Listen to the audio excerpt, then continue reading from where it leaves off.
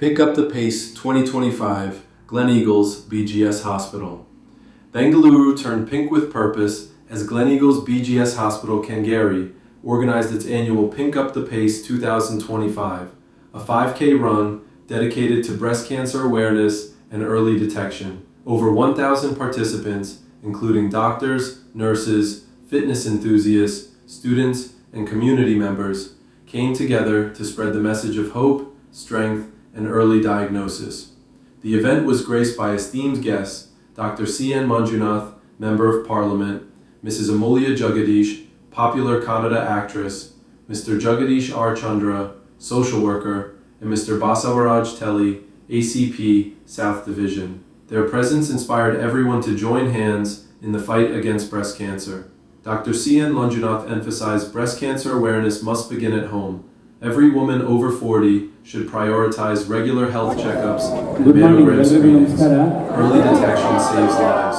Through Pick Up the Pace 2025, Gleneagles BGS Hospital continues to lead the way in creating awareness, promoting early screening, and inspiring communities to take action. Let's keep the spirit alive, because early detection saves lives. ಬಹಳ ಅರ್ಥಪೂರ್ಣವಾದದ್ದು ಮತ್ತು ಅನನ್ಯವಾದದ್ದು. ಹಾಗಾಗಿ ಇದರಲ್ಲಿ ಭಾಗವಹಿಸಿರ್ತಕ್ಕಂಥ ಎಲ್ಲರಿಗೂ ನನ್ನ ಹೃದಯಸ್ಫೂರ್ತಿ ಧನ್ಯವಾದಗಳು ಮತ್ತು ನಮಸ್ಕಾರಗಳು. ಯಾಕೆಂದರೆ ಭಾರತ ದೇಶದಲ್ಲಿ 60% ಸಾವುಗಳು ಜೀವನ ಶೈಲಿ ಆಧಾರಿತ ಕಾಯಿಲೆಗಳಿಂದ ಬರ್ತಾ ಇದೆ. ಯಾವ್ಯಾವು ಇದು ಜೀವನ ಶೈಲಿ ಆಧಾರಿತ ಕಾಯಿಲೆಗಳು? ಒಂದು ಹಾರ್ಟ್ ಅಟ್ಯಾಕ್ ಮತ್ತು ಬ್ರೈನ್ ಸ್ಟ್ರೋಕ್, ಹೃದಯಘಾತ ಮತ್ತು ಹೃದಯ ಸಂಬಂಧಿ ಕಾಯಿಲೆಗಳು. ಎರಡನೇದು ಅಧಿಕ ರಕ್ತದ ಒತ್ತಡ. ಮೂರನೇದು ಕ್ಯಾನ್ಸರು. ನಾಲ್ಕನೇದು ಸ್ಟ್ರೋಕು. ಐದನೇದು ಸಕ್ಕರೆ ಕಾಯಿಲೆ. ಇದರ ಜೊತೆಗೆ ಇನ್ನೊಂದು ಆಧುನಿಕ ಜೀವನ ಶೈಲಿ ಆಧಾರಿತ ಕಾಯಿಲೆ ಸೇರಿಕೊಂಡಿದೆ. ಅದೇನಪ್ಪ ಅಂದರೆ ಸ್ಕ್ರೀನ್ ಅಡಿಕ್ಷನ್ ಮತ್ತು ಲೋನ್ಲಿನೆಸ್. ಸ್ಕ್ರೀನ್ ಅಡಿಕ್ಷನ್ ಅಂದರೆ ನಾವು ಯಾವಾಗಲೂ ಕಂಪ್ಯೂಟರ್ ಜೊತೆ ಕೆಲಸ ಮಾಡ್ತಾ ಇರ್ತೀವಿ. ಕಂಪ್ಯೂಟರ್ಗಿಂತ ಮೊಬೈಲ್ ಫೋನ್ ಜೊತೆ ಸೋಷಿಯಲ್ ಮೀಡಿಯಾ ಜೊತೆ ಜಾಸ್ತಿ ಕೆಲಸ ಮಾಡ್ತಾ ಇರ್ತೀವಿ. ಮತ್ತು ಇದೊಂದು ಬಹಳ ಅತ್ಯುತ್ತಮವಾದಂಥ ಕಾರ್ಯಕ್ರಮ.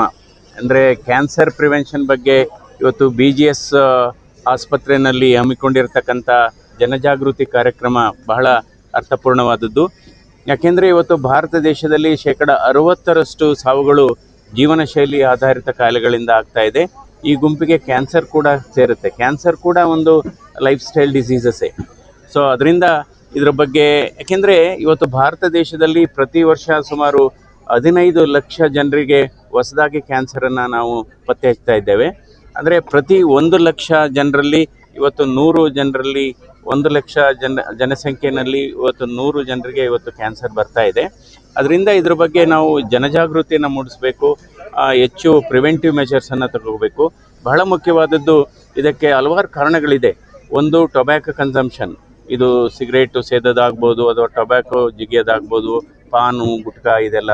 ಸೊ ಇದನ್ನೆಲ್ಲ ಅವಾಯ್ಡ್ ಮಾಡಿದರೆ ಎಷ್ಟೋ ಓರಲ್ ಕ್ಯಾನ್ಸರ್ಸು, ಲಂಗ್ ಕ್ಯಾನ್ಸರ್ಸ್ನ ನಾವು ಪ್ರಿವೆಂಟ್ ಮಾಡ್ಬೋದು. ಎರಡನೇದು ಆಲ್ಕೋಹಾಲು. ಇವತ್ತು ಆಲ್ಕೋಹಾಲ್ ಕನ್ಸಂಪ್ಷನ್ ವಿಪರೀತ ಆಗಿದೆ. ಇವತ್ತು ಬೆರಳೆಣಿಕೆಯಷ್ಟು ಸಿಗೋದಿಲ್ಲ ಕುಡಿದೇ ಇದ್ದವರು, ಅಷ್ಟೊಂದು ಜಾಸ್ತಿ ಆಗಿದೆ ಆಲ್ಕೋಹಾಲ್ ಕನ್ಸಂಪ್ಷನ್ನು. ಸೊ ಅದರಿಂದ ಅದು ಕೂಡ ಇವೆಲ್ಲ ಪ್ರಿವೆಂಟಬಲ್, ಇವೆಲ್ಲ ತಡೆಯಬಹುದಾದಂಥ ಕಾರಣಗಳು. ಒಂದು ಟೊಬ್ಯಾಕೊ, ಆಲ್ಕೋಹಾಲು. ಇನ್ನೊಂದು ಕೆಮಿಕಲ್ಸ್ ಕೂಡ ಅಷ್ಟೇ. ಇವತ್ತು ಆಹಾರದಲ್ಲಿ ಕೆಮಿಕಲ್ಸ್ ಇದೆ.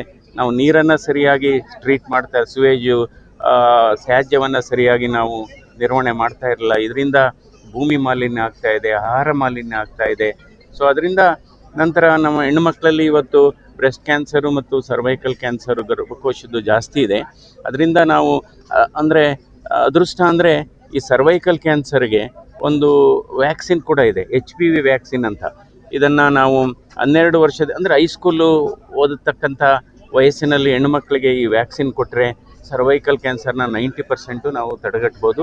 ಇದಕ್ಕೋಸ್ಕರ ಹಲವಾರು ಇದಕ್ಕೆ ಸರ್ಕಾರ ಮತ್ತು ಸರ್ಕಾರೇತರ ಸಂಸ್ಥೆಗಳು ಅಂದರೆ NGOs ಆಗ್ಬೋದು, ಅದೇ ಹೇಳಿದೆ, ಇಷ್ಟೊಂದು ಪ್ರೈವೇಟ್ ಕಾಲೇಜ್ ಇದೆ. ಒಂದೊಂದು ಪ್ರೈವೇಟ್ ಕಾಲೇಜು ಒಂದು 50 ಲಕ್ಷ ರೂಪಾಯಿನ ಖರ್ಚು ಮಾಡಲಿ ಪ್ರತಿ ವರ್ಷ. ಅದೊಂದು ಒಳ್ಳೆಯ ಕಾರ್ಯಕ್ರಮ. ಜೊತೆಗೆ ಸರ್ಕಾರನೂ ಕೂಡ ಇದ್ರ ಜೊತೆಗೂಡಿಸಿದರೆ ಒಳ್ಳೆಯದು. ಇದನ್ನು HPV ವ್ಯಾಕ್ಸಿನ್ ಏನಿದೆ ಅಂದರೆ ಸರ್ವೈಕಲ್ ಕ್ಯಾನ್ಸರ್ ವ್ಯಾಕ್ಸಿನ್ನು, ಇದನ್ನು ನ್ಯಾಷನಲ್ ಇಮ್ಯುನೈಸೇಷನ್ ಪ್ರೋಗ್ರಾಮ್ ಒಳಗಡೆ ತರಬೇಕು ಅನ್ನುವುದನ್ನು ನಾವು ಪಾರ್ಲಿಮೆಂಟಲ್ಲಿ ನಾನು ಮಾತಾಡಿದ್ದೇನೆ ಮತ್ತು ಸುಧಾಮೂರ್ತಿ ಅವರು ಕೂಡ ಮಾತಾಡಿದ್ದಾರೆ. ಸೊ ಈ ರೀತಿ ನಾವು ಪ್ರಿವೆಂಟಿವ್ ಮೆಷರ್ಸ್ ತಗೋಬೇಕು. ಯಾಕೆಂದರೆ prevention is better than cure and treatment, I mean the precaution is still the best. Sir, ಹಾಗೆ ನೀವು ಸಂಸದರಾಗಿದ್ದೀರಿ, ಇದನ್ನ ಯಾವ ರೀತಿ ಧ್ವನಿ ಎತ್ತುತ್ತೀರಾ ಅಂತ ಸರ್ಕಾರದ? ಇಲ್ಲ, ಈಗ ಆಲ್ರೆಡಿ ಹೇಳಿದೆ. ನಿನ್ನೆ ತಾನೇ ನಾವು Rajiv Gandhi university vice chancellor ಜೊತೆ ಕೂಡ ಚರ್ಚೆ ಮಾಡಿದ್ದೇನೆ. ನೀವು ಯೂನಿವರ್ಸಿಟಿ ಮೂಲಕನೇ ಇದೊಂದು ಮದರ್ ಆ್ಯಂಡ್ ಚೈಲ್ಡ್ ಪ್ರೋಗ್ರಾಮ್ ಅಂತ, ಮದರ್ಗೆ ನಾವು ಬ್ರೆಸ್ಟ್ ಕ್ಯಾನ್ಸರ್ನ ಪ್ರಿವೆಂಟ್ ಮಾಡೋಂಥದ್ದು, ಮಕ್ಕಳುಗಳಿಗೆ ನಾವು ಸರ್ವೈಕಲ್ ಕ್ಯಾನ್ಸರ್ ಪ್ರಿವೆಂಟ್ ಮಾಡೋಂಥದ್ದು. ಅದರಿಂದ ಇದನ್ನು ನಾವು ಇಡೀ ರಾಜ್ಯವ್ಯಾಪ್ತಿ ಮತ್ತು ರಾಷ್ಟ್ರವ್ಯಾಪ್ತಿ ಈ ಪ್ರೋಗ್ರಾಮನ್ನು ಮಾಡಬೇಕಾಗಿದೆ. Thank you.